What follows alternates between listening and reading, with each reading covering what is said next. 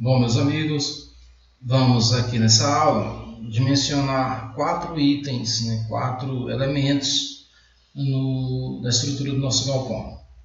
Vamos dimensionar nessa aula as terças do tapamento lateral, vamos dimensionar os tirantes, vamos dimensionar o contraventamento da cobertura e também vamos dimensionar o contraventamento lateral.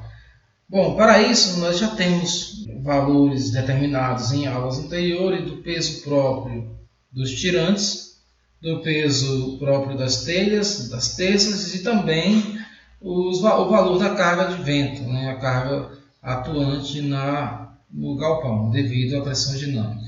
A carga de vento, como ela depende da pressão dinâmica, nós levamos em consideração para o cálculo da pressão dinâmica a altura da edificação, a altura do galpão. Essa altura do galpão ela entra no fator S2, que é o valor de Z, para assim calcularmos a velocidade de características e, por fim, o valor da pressão dinâmica. Essa pressão dinâmica ela vai atuar em uma determinada área e, como resultado, vai nos dar uma força, e essa força será a força utilizada para dimensionar os elementos que eu falei anteriormente. No caso dos tapamentos laterais, nós vamos dimensionar em relação às cargas horizontais. A única carga horizontal que atua no tapamento lateral, na terça do tapamento lateral, é a carga de vento. Não temos nenhuma carga fixa, nós não temos nenhuma outra carga variável, a única carga que nós temos é a carga de vento. A norma também não fala de nenhuma sobrecarga sobre esse elemento. Então, o que nos resta aqui é 1,4 vezes, no caso, nossa carga variável, que é a carga de vento. Ok? A nossa pressão dinâmica já foi dada. O 1,4 é um valor que está tabelado, nós já mostramos esse valor em aulas anteriores. Então, fazendo as contas, a carga atuante na terça do tapamento lateral é de 1,343 kN por metro. Vamos utilizar para o tapamento lateral o mesmo perfil que usamos para a terça da cobertura. As características geométricas para esse perfil estão dadas aqui do lado esquerdo, assim também como o limite de escoamento e também o módulo de elasticidade desse material. Como proceder os cálculos? Da mesma forma que procedemos para a terça de cobertura. Encontramos o WX necessário, o WX requerido, para poder assim comparar com o WX dado pelo fabricante, pela tabela do fabricante. Então, para isso temos o WX é o momento máximo, o momento fletor máximo, dividido pelo limite de escoamento, pelo sigma. O momento fletor máximo para uma carga uniformemente distribuída é WL ao quadrado sobre 8, onde W é a carga distribuída e L é o comprimento. Substituindo esse valor para M, encontramos WL sobre WL ao quadrado dividido por 8 sigma. Substituindo os valores, fazendo as contas, encontramos um W requerido de 25,812 cm3, que é menor do que o fornecido na tabela do fabricante para esse perfil em particular. Sendo assim, esse perfil ele atende à necessidade para a qual ele vai ser usado. Vamos em frente, então. Vamos agora dimensionar o tirante do tapamento lateral. O tirante, ele normalmente é uma barra redonda, onde nessa barra temos roscas nas extremidades. A rosca ela vai diminuir um pouco da área da seção transversal do elemento, da barra. E para isso a ABNT NBR 8800 nos diz que a área efetiva, que é a área que nós vamos usar para o cálculo da resistência desse elemento, é 75% da área bruta. Vamos utilizar aqui uma barra redonda de meia polegada, inicialmente sai 10,20. A tensão de ruptura para esse material é de 420 MPa.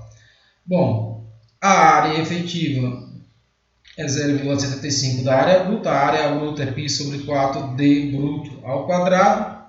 E fazendo aqui agora nossas contas, né, substituindo os valores, fazendo as contas, encontramos uma área bruta de 126,678 mm². Transformando para metro, temos esse valor. A força atuante nesse elemento a força máxima que esse elemento irá suportar, na verdade, vai ser dada por sigma, né, que é o limite de escoamento do material, que é o ponto máximo, vezes a área efetiva, dividido por um coeficiente de segurança. O nosso coeficiente de segurança escolhido foi 1,35. Então, substituindo os valores da equação, fazendo as contas, encontramos o valor de 29,56 kN. Esse valor representa o valor máximo que pode ser aplicado em um desses tirantes, em qualquer um desses tirantes. Um valor maior do que esse começa a provocar o escoamento do tirante e ele começa a falhar. Ok? Bom, encontrado a resistência de cálculo, vamos agora encontrar qual é a carga atuante em cada um dos tirantes. Vamos determinar as cargas atuantes no tirante T1, que ela vai ser encontrada levando-se em consideração o peso próprio do tirante, o peso das telhas e o peso das teças. Observamos aqui que tanto os tirantes como as telhas estão em Newton por metro quadrado. Então, vamos aplicar essa carga na área de influência que está determinada nesta figura. Então, temos aqui a área de influência de 3 metros por 4,613. Fazendo essa conta, né, somando 9,81 com 30, multiplicando por 3 e também por 4,613, encontramos uma carga de 550,93 newtons. Essa carga é devido a telhas e tirantes. Para as teças, que está em newton por metro, é uma carga linear, nós temos 66,20. Então, fazendo 66,20 vezes 3, temos 198,6 newtons. Somando as duas, encontramos a carga atuante no tirante T1. Vamos agora determinar a carga no tirante T2. Essa carga no tirante T1 ela é inferior à carga, né, que é a carga de resistência, que é a resistência de cálculo da que é de 29 kN. Então, esse tirante T1 nos atende perfeitamente. Bem além da conta, poderíamos escolher um diâmetro menor para ele, economizando dinheiro dessa forma. O tirante T2 está inclinado. Temos dois tirantes inclinados e a inclinação deles é de 29 graus. Vamos determinar a carga nesse tirante agora. Bom, fazendo aqui um diagrama de forças, eu tenho um tirante T2 de um lado para o outro, e tem as cargas aqui devido ao tirante T1, que vai estar puxando do outro lado. Bom, fazendo a somatória das cargas verticais, igualando a zero, eu tenho duas cargas, tenho dois tirantes, então tenho 2 vezes T2, vezes o seno de 29, menos T1 igual a zero. Resolvendo a equação para T2, eu encontro essa equaçãozinha, que é T1 dividido por 2 vezes seno de 29. Substituindo os valores, fazendo as contas, encontro uma carga de 773,02 newtons no tirante T2, que é menor que 29,53 kN. Ou seja, o tirante ele está bem além da conta, bem além do necessário. Agora, nós vamos dimensionar o contraventamento da cobertura. E como vamos fazer isso? Para isso, vamos levar em consideração a pressão dinâmica atuante na estrutura.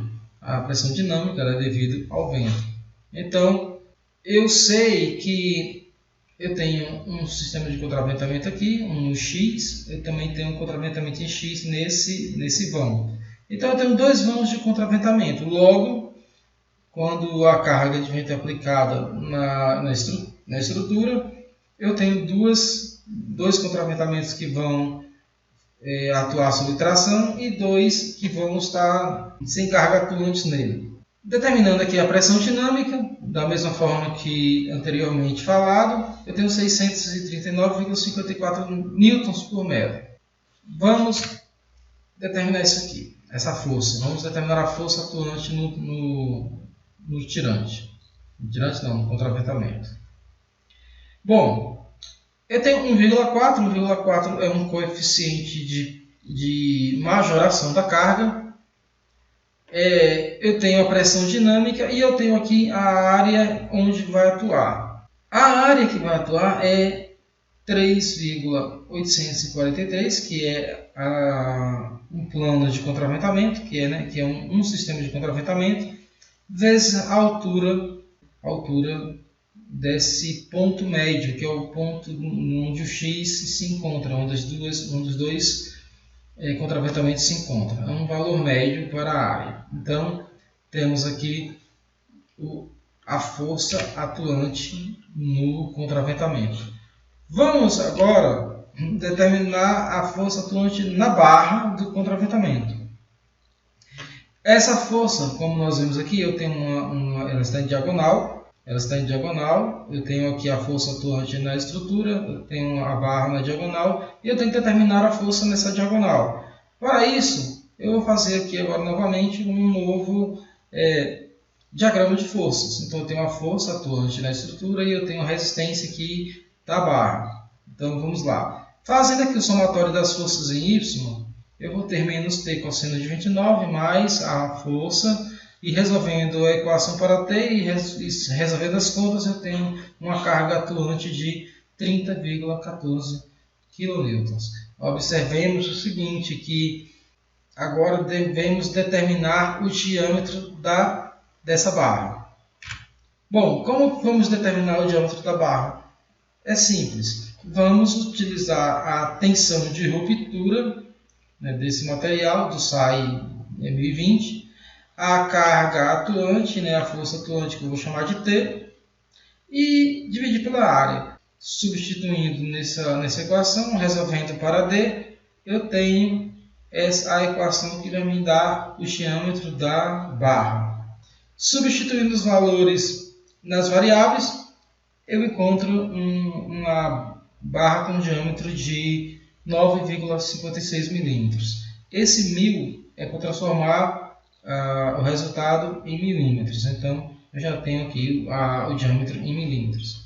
Então, eu tenho aqui esse valor encontrado. Bom, lógico, eu não vou usar esse valor. Eu tenho que usar um valor de um diâmetro comercial. Então, nesse caso, eu vou escolher uma barra de meia polegada, que é um diâmetro que atende perfeitamente ao contraventamento da cobertura.